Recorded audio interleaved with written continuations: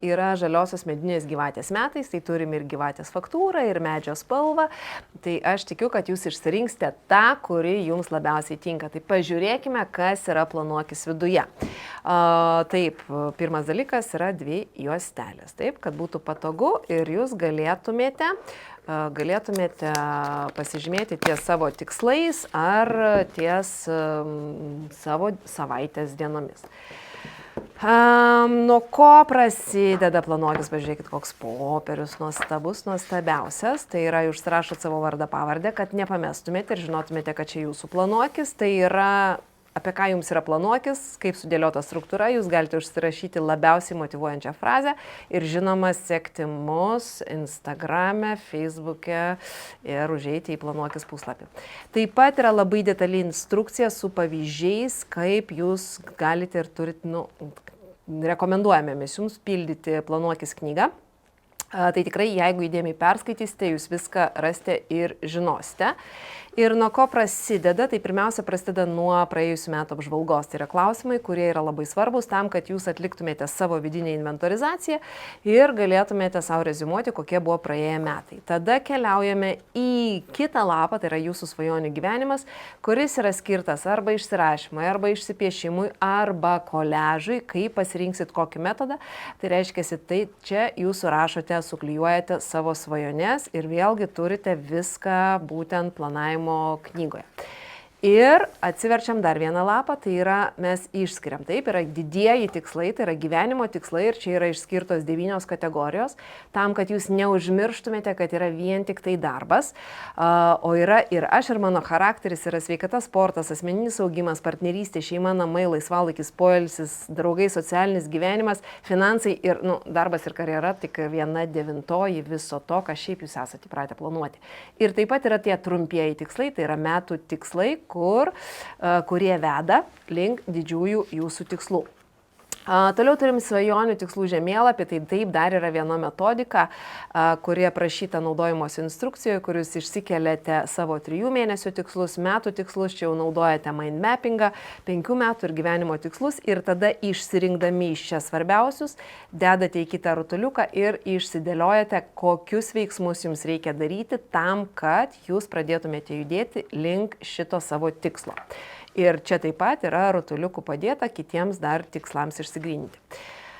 Labai svarbus puslapis, tai yra metų kalendorius ir dar 1 metų kalendorius, kad jūs matytumėt bendrą vaizdą, taip matytumėt ir galėtumėt planuoti 2 metus realiai į priekį. Ir mano asmeniškai labiausiai mėgstamas atvartas, tai yra metų kalendorius.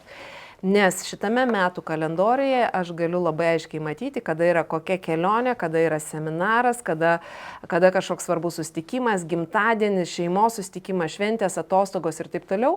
Ir man atsivertus ir kai aš jau susižymiu šitą kalendorių, man labai aišku mano intensyvumas, kur aš būsiu, ką darysiu. Taip? Ir toks pats yra pirmam pusmečiui 2026 metams. Įpročių vedlys. Svarbus momentas tai, kad mes turime formuotis įpročius. Čia nėra parašyta daug įpročių. Dėl ko? Todėl, kad vienu metu mes galime keisti maksimum 2 įpročius. Ir čia jums rekomenduojame įsirašyti 1 įprotį ir žymėti, kiek dienų iš eilės jūs jį padarėte. Čia iš viso yra 45 dienos, tai realiai jums užtektų vienam įpročiui 2 burbuliukų. Arba jeigu imate 2 įpročius, ten pavyzdžiui miegas ir sportas, toliau vėl miegas ir sportas. Ar nepakartojate, nes vienam įpročiui tam, kad jį įdiegti, reikia minimum 90 dienų. Tai čia tiesiog paukščiuojate, ar užsižymite, ar užspalvinate, kiek jūs dienų iš eilės atlikote tą įprotį, nes įpročio formavime svarbu nuoseklumas. Kągi, prieinam prie mėnesio planavimo. Čia atvarte jūs matote visą mėnesį, taip? Matote, kokios yra svarbios dienos, kad čia naujieji metai, matote, kada koks menulis irgi, kam svarbu, galite užsirašyti. Tai yra bendrinis dalykas, kur jūs į langelius įsirašote svarbiausius dalykus. Tai, ką turite būti. Gal tai bus kelionė, gal tai bus susitikimas, gal bus 3 kažkokie tai punktai, kurie taip pat telpa į šitos kvadračiukus. Taip pat yra vieta užrašams, kas svarbu tą mėnesį atlikti. Šitas puslapis taip pat yra labai svarbus, nes čia yra mėnesio prioritetai ir mes išskiriame ne tik darbo ir mokslo tikslus, bet ir asmeninius. Ir asmeniniai eina priekyje, nes asmeninis gyvenimas visada yra svarbiau negu darbas. Teisingai? Jumsgi visi pasakysit, kad šeima yra svarbiau negu darbas. Ir prioritetų taip pat nėra daug tam, kad jūs laikytumėt fokusą, nes jau turėti per mėnesį 8 prioritetus, tai yra tikrai pakankamai daug. Taip pat toliau yra jūsų užduotis ir tikslai, kuriuos jūs turite mėnesiui. Ir pagal čia šitą sistemą jūs galite išsirašyti svarbus ir neskubus tikslai, tiek asmeniniai, tiek darbo, svarbus ir skubus, tai tokie degantis tikslai, asmeniniai ir darbo, ir nesvarbus ir neskubus. Tai esmė, kai jūs sąžiningai užsipildote šitą lapą, labai aišku, kurių darbų nedaryti. Tai reiškia, tie, kas yra nesvarbus ir neskubus, jūs juos užbraukėte ir paliekate ramybei ir pradedate planavimą nuo tų, kurie yra svarbus ir neskubus. Nes jeigu jūs visada dirbsite tik su svarbiais ir skubiais, jūs niekada nepadarysite svarbių ir neskubių. Ir tada šitą lapą pradedate kelti į savaitę. Taip? Čia taip pat yra asmeninės užduotis ir darbo užduotis, kurios yra būtent kam pirmiausia svarbios, toliau skubios ir yra svarbios skubios, kad jūs visada žinotumėte, kas jūsų gyvenime yra svarbu, o kas yra skubu. Ir tai čia yra svarbus neskubus, svarbus skubus. Taip? Ir čia lygiai taip pat. Diena prasideda nuo 6 val. Ryto iki pat 10 val. Vakaro, nes aš labai rekomenduoju ir labai norėčiau, kad jūs visi jau pradėtumėte 10 val. Iš tiesų gulėti lovoje, miegoti ar skaityti knygas, o keltis 6-5 jūs jau kaip nustatote. Taip? Tai vietos rašyti yra, taip labiausiai rekomenduojama tiems, kas gali ir moka rašyti kodais, nes tada jūs galite labai gražiai su spalvomis pasižymėti blokais, kas jums yra svarbu. Čia matote savaitės siekis, dienos siekis, dienos siekis, dienos siekis. Tai yra savaitės siekis, tai yra pagrindinė savaitės darbas, veiksmas, tikslas, ką turite padaryti. Taip pat yra dienos siekiai, kas tą dieną yra pats svarbiausias dalykas. Galbūt pailsėti, galbūt pas gydytoją nuvažiuoti, galbūt pas vaiką šventėje apsilankyti, galbūt parašyti darbinį e-mailą, galbūt surengti susirinkimą, galbūt čia kažkokia tai bus šeimos pietus. Taip, taip pat visa tai yra tas siekis, yra būtent tam. Įkvepianti frazė, kad jūs prisimintumėte, kuri yra visada susijęta su savaitės užduotimi, kuri kviečia jūs sąmoningai eiti į šitą savaitę ir prisiminti, ką jūs galite padaryti, jeigu užmiršote. Taip pat yra labai svarbi skiltis, už ką dėkoju ir kuo galiu pasidžiaugti, tam, kad jūs lavintumėte savo sąmoningumą ir dėkingumą. Ir irgi punktais galite rašyti, už ką esate dėkingas. Tai jūs darote savo ir dėl savęs. Vanduo ir miegas taip pat yra labai geras dalykas ir primintukas tam, kad jūs prisimintumėt, kiek vandens reikia išgerti ir kiek valandų pasižymėti, kiek miegojote, nes pagal tai jūs galite fiksuoti paskui savo, kokia buvo jūsų dienos nuotaika kitą dieną, energija, produktyvumas. Nes lygiai taip pat vandens jūs čia galite rašyti, ar čia puslitris, ar čia stiklinė, jūs kiekvienas savo jau čia susidėliojate, bet esmė, žinodami, kiek jums reikia išgerti, jūs tiesiog savo žymite ir žaidžiate žaidimą. Taip, o kai žaidžiam žaidimą, mums tiesiog yra smagiau.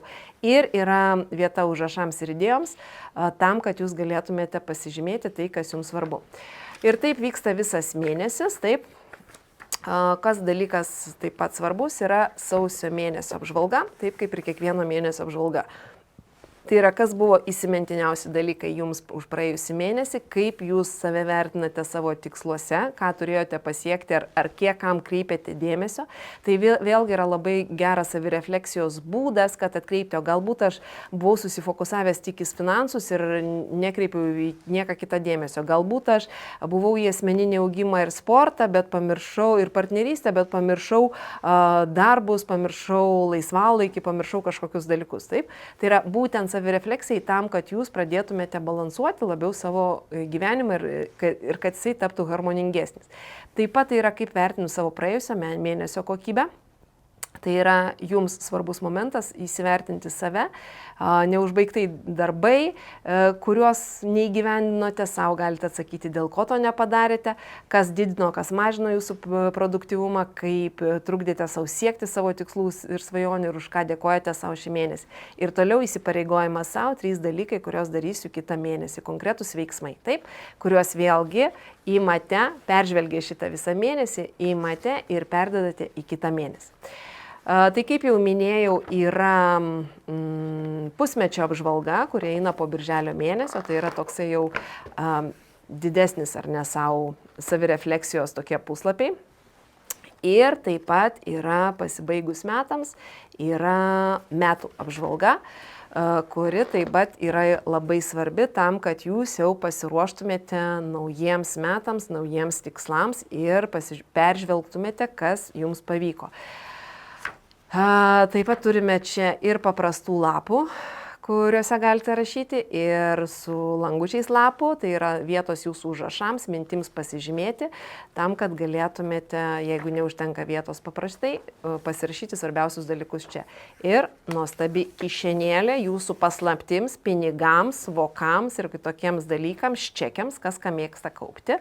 Dalykas toksai. Tai va, tai aš labai linkiu jums atrasti džiaugsmą planuojant ir suprasti, kad planavimas teikia daugiau laisvės.